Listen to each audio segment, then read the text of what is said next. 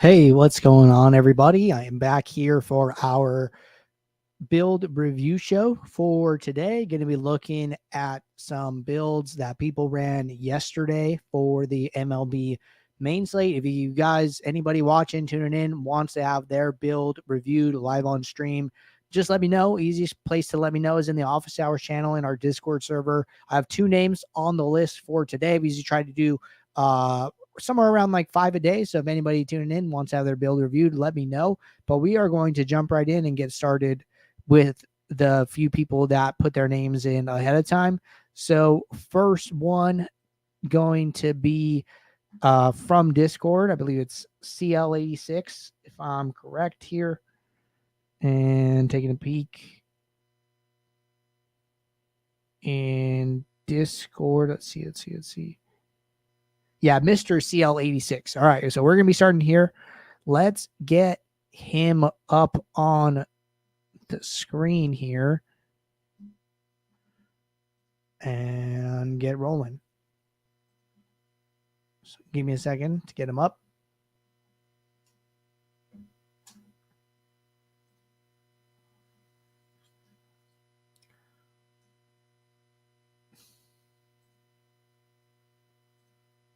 All right.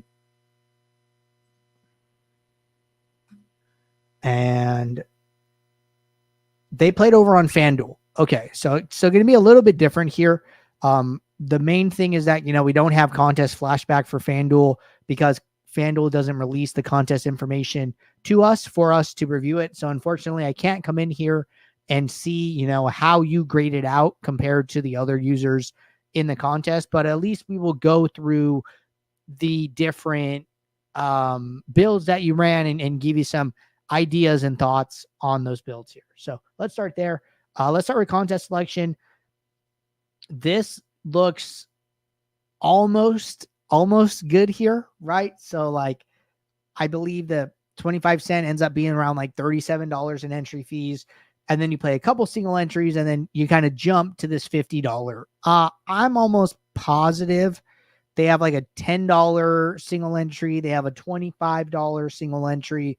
I would be working my way up the entry fees as opposed to going from 2 to 5 to 50. I would be trying to play some of those smaller ones. You get a little bit out of balance here, right? You're paying like $57 into single entry and 3 max, and then $37 into 150 and 20 max.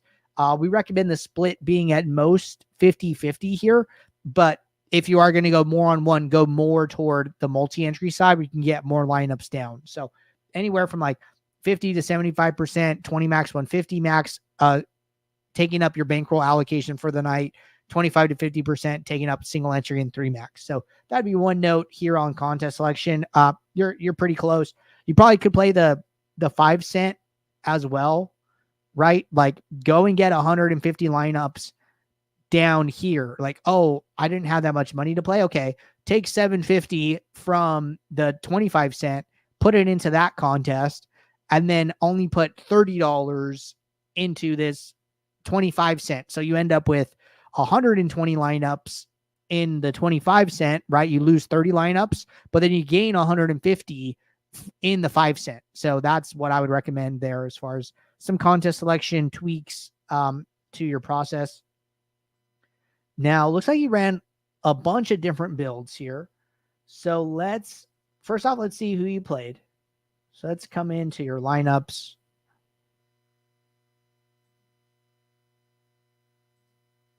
And it looks like you have 153 lineups. So played a unique lineup in each entry. Okay. Let's look at some of these exposures. We'll start with stacks. So playing at least a 4 stack here, like as like your primary stack method, right? Like 39%, 14%, 13%. Pretty correlated across the board, like a couple 2-2-2s. I'm not super worried about it, especially on FanDuel with 4 being the max. Played a lot of this late Oakland, San Francisco game, probably like a lot of game stacks here. Yeah, like 30% game stacks. I don't know why you ended up on so much of that team here just based off the team totals. So we'll look into that a little bit further. This quite possibly could be just like a stand you took but from judging like some of these other run total teams, like 5.1 Chicago, 5.4 Seattle, 5 Boston, I'm surprised you got to so much, almost 40%, 35 to 40% of each team here without making a manual adjustment. So I'm assuming that there's a story to be told there. All right. Played a lot of Waka, got a lot of leverage on him at 5%. And what is this? Custom 3 final projection, custom 2 after lock projection. So these are probably custom columns that you're working in here. Let's start with Let's start with pitchers. So, on FanDuel, you only get one pitcher, right? Only one pitcher slot. So much more common to be concentrated on one player as opposed to being super spread out here. So took a big stand on Waka, seemed to work out pretty well, get some salary savings there, and then kind of spreads it around. After that, looks like all the pitchers you rostered did pretty well. Wow. Ryan Nelson had a huge game. All right, let's go to batters. Really, really concentrated at the batter slot. I don't particularly love this. I'll tell you what I don't love. I really don't like owning a batter in a higher percentage of lineups than their team is stacked. So like, for instance, we go to the team stacks, right? We see that like San Francisco has, 40% in 40% of their lineups. Like I would make sure that I don't have any San Francisco batter in more than 40% of my lineups. Like kind of what I want to guard against is a situation where one particular player or like a few particular players end up in all of these stacks. And the reason for that is because of these players' range of outcomes, right? We click on Fitzgerald here, his most likely outcome, 36% of the time in the Sims, he's getting 0 points. And unfortunately, that's what happened to him. That's what happened to Casey Schmidt, who you also had like a lot of here. So I'm a little less concerned with the team stack exposure and a little more worried about the individual player exposure that you ended up with on these players. So I would be, kind of taking that team stack percentage, possibly using it as like a max exposure for each team, just like on a eye level. So like something that I'll do is like, I'll take like my top 2 or 3 exposed teams and I'll look at them specifically and say, hey, I want to make sure that because I'm playing so many lineups with these teams, I want to have exposure to all the batters in the order. And I want to make sure that I don't have one batter in like all of the lineups. So that would be like a risk thing that I would be trying to account for, especially in like the Oakland and San Francisco, where you just take such a big stand on them, like nobody else in more than 30% of your lineups. I would probably be looking at those 2 teams specifically. And what that would look like is going into your build. So I'm just going to go to your pre-lock build here. Okay. I don't see any lineups. Let's go to build 2.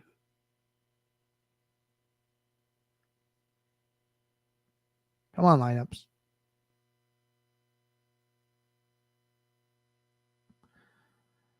So I'm not sure where your lineups are. Let's try a swap build. Okay, so this is a good enough example. We have 3,200 lineups in this late swap build. And what I would do as like a step here, right? Just like adding this step in. And let's sort by exposure. Okay, we are sorting by exposure. Okay, good. But I do want to see it. Scoot it over. A lot of custom columns here.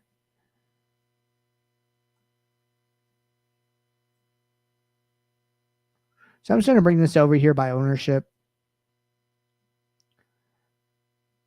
And what I would be doing is adding in a step where before I, make these my final set of lineups, come into the team column, right click on it, go down to, the teams in question. So San Francisco, I usually just sort by order.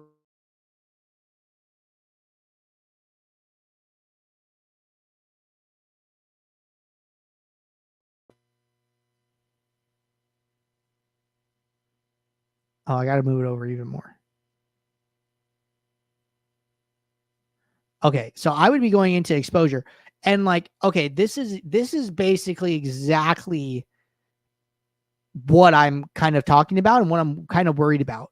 So like you have 59 lineups with San Francisco stacks, but then if I come in to looking at San Francisco specifically, sorting by order, I have one lineup with their 6-hitter, one lineup with their 7-hitter, one lineup with their 8-hitter, 4 lineups with their 5-hitter, and I am super concentrated on their leadoff man, who I have in 76 lineups, which is more than the stack percentage, their 2-hitter, which is more than the stack percentage at 69. And I'm just super concentrated on batters 1 through 4. I really don't like this. I think that all players in a lineup are very, very viable, especially in MLB DFS. And, you get ownership discounts on these guys. They get overlooked and, they can still produce, right? We see middle to late hitters in the order doing well all the time. So it makes your lineup construction different. It helps you out. You can pay up in other spots. So if you're going to take a big stand on a team, I would recommend getting exposure to all the players and not being super, super concentrated like this. All right. So Mr. CL is on the pro plan. So using Saber Score here, I think that's fine. Doesn't look like you use any mid uniques, at least in this swap build. I didn't see any other lineups in these other ones. One thing here is that there are a lot of swap builds. I don't know if this was like on a contest specific level. Okay, it looks like it was. So looks like you had 4 contests. I believe 4 contests. 1, 2, 3, 4. And then it looks like you ran a swap for each one. I think that's fine. If you have the time to do that, if you're not playing that many contests, you want to swap for each contest specifically, I think that's okay. And then it looks like maybe you only ran additional swaps for some other lineups. Maybe the players were locked or something like that. So I think that's okay. But I think that part's all right. I think we need to focus a little bit more on like risk management, spreading out exposures, still using mid uniques, even if it's late swap. I would recommend using it here to get a little bit more diverse. And that might help out with some of the concentration that we're seeing. But those would be the big things to me that I want to point out. I don't know where your custom projections are coming from or how you're creating them or what it is. So I don't want to speak on those too specifically as to like where this, I think this is maybe ownership. So custom ownership, custom projections. Just make sure you trust it. Make sure that, you believe in it and you think it's adding value over time here. So those would be my big takeaways for you here. All right. Next person here is going to be who's next? Chris Carver. All right, let's get Chris up on the screen here.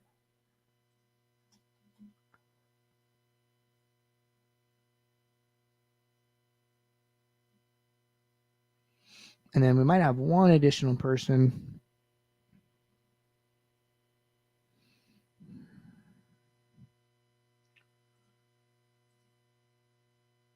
All right, let's get Mr. Chris up. Again, we're going to be looking at July 30th main slate. We are going to be looking at DraftKings this time, though, not FanDuel.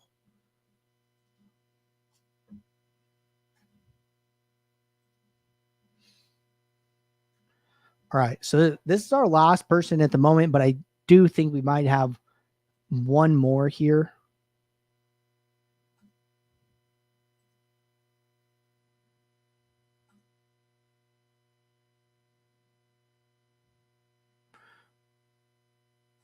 All right, so we have Mr. Chris up here. And let me just send a quick message to this other person.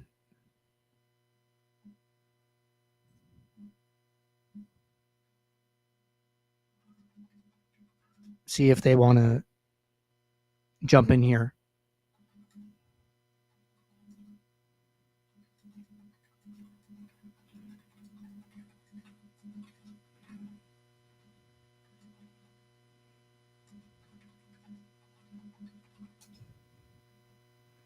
All right. So let's talk about Mr. Chris here, and we'll see if our next participant wants to go or not. So let's start with contest selection as always.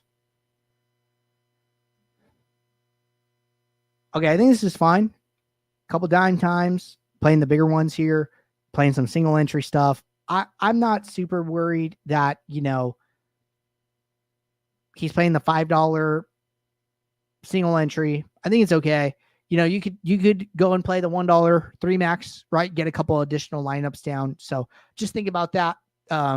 Personal choice, whether or not you want to do that here to mix it up. So that's okay. And let's jump into one of these dime times and see how your lineups are grading out.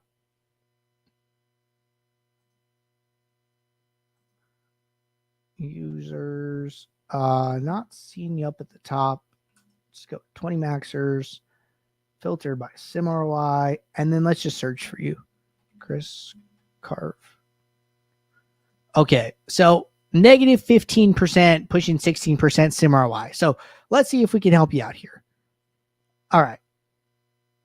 So I'm going to write some of these things down since it's not frozen at the top. So let's say 49 to 40 salary, negative 15.92 sim ROI, all unique lineups, sim average score 90.97. Okay, great.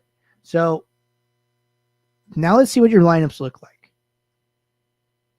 So a lot of 5 stacks, like over half, some 3-2-2s, some 4-2s, and kind of spread out from there. Okay, a lot of Dodgers yesterday.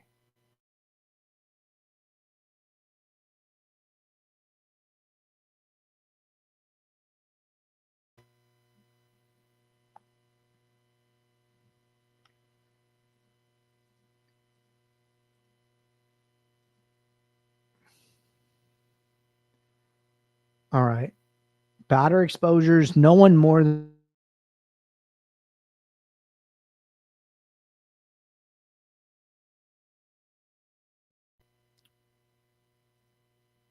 this is what I want to see more from somebody who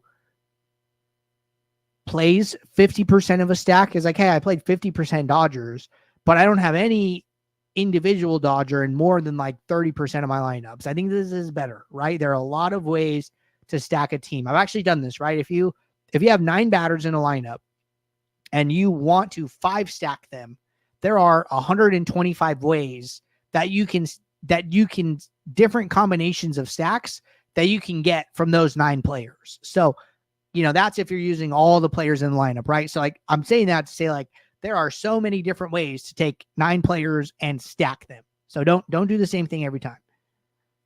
All right, pitchers.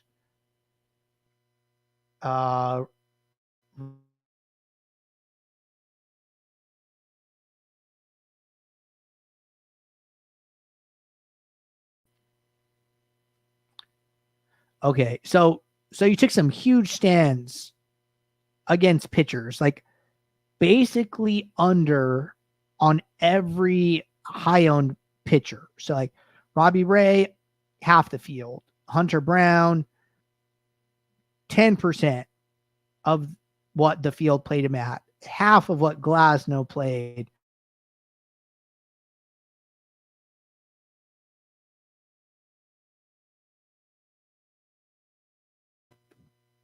Bigger stand on Luis Castillo. You know, I kind of don't mind that because it's like high salary pitcher, like, you know, a quote unquote like good pitcher at a low ownership. If you want to take a shot on him in a format that allows 2 pitchers per lineup, I think that's okay, right? DK is going to play a little bit different than FanDuel is going to play. I would have to imagine this is like where some of the low projection comes from here, though. So it's, you know, it's hard to say. It's hard to say. All right. So let's go in here and let's look at this 20 max.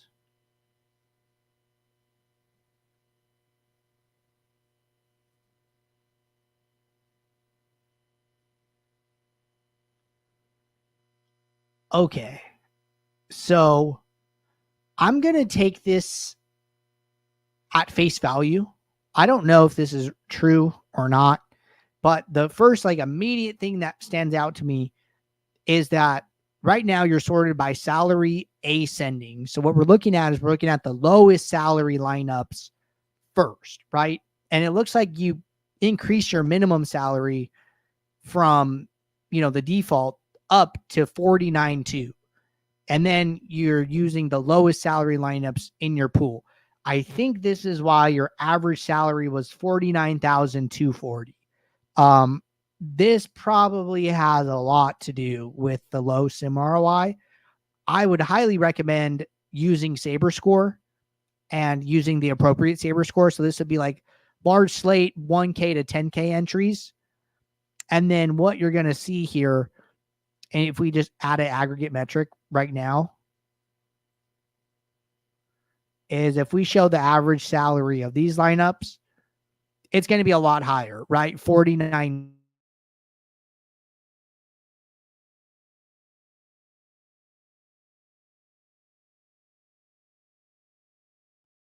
I really don't think you need to focus on playing the lowest salary lineups, even if you're increasing that floor. So that's the first and most obvious big thing I would change is your sorting metric. Trust Saber Score, right? Saber Score was built on the back of contest sims.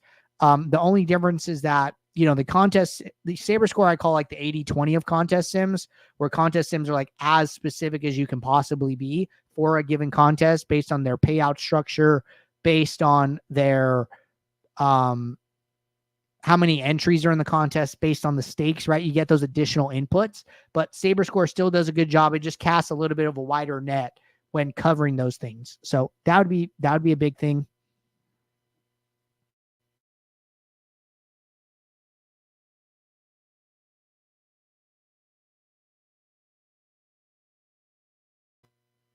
I think this rule's fine. One thing with this rule, unfortunately, is that if you write this rule and say I put it in here, it'll never use a team with the same pitcher because pitcher is unchecked. So a better way to write the rule, just so you're aware, is to write it as an advanced rule and then say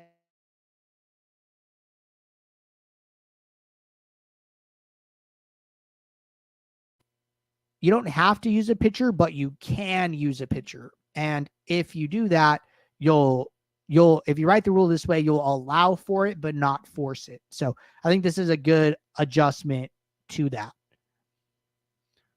All right. Let's come in here to the actual build.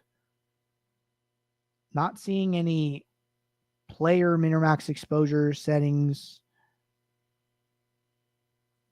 So kind of a hands-off approach here, along or a little bit opinionated on the pitchers, but not the batters. Another thing here is, use your mini uniques, right? So change that sorting metric, use mini uniques to diversify. That'll help you out. Looks like you capped a lot of these guys. I don't know exactly where the reasoning for this obviously comes from. These are a lot of adjustments. There is a lot of tinkering going on here, right? I see 1, 2, 3, 4, 5, 6, 7, 8, 9, 10, like 13, 15, like somewhere between like 10 and 20 exposure adjustments here. I think you would be surprised as to how close using mini uniques can get you to what you want, where instead of setting, 15 adjustments, maybe you need to set 3. So what I would do is I would use this tool to spread out your exposures, and then I would come in and make any fine-tune adjustments. So like the way I like to do this is rather than come in here and set all these, numbers, is use mini uniques, organically adjust your exposures. And then I might come in here and I might set a change to 3 of them. And that might be all that's needed at that point. So give that a shot. All right. A lot of good stacks. Forced exposure to the Dodgers here. So wanted to get Dodgers, wanted to limit Arizona, wanted to limit Texas. I think being opinionated here is okay. I don't particularly love the difference here. So like, say you set a minimum exposure to 20, but then the builder gives you 42%. It's like, well, I kind of asked for like at least 20. I didn't ask for, double the number I set here. So I would probably go in and adjust that a little bit.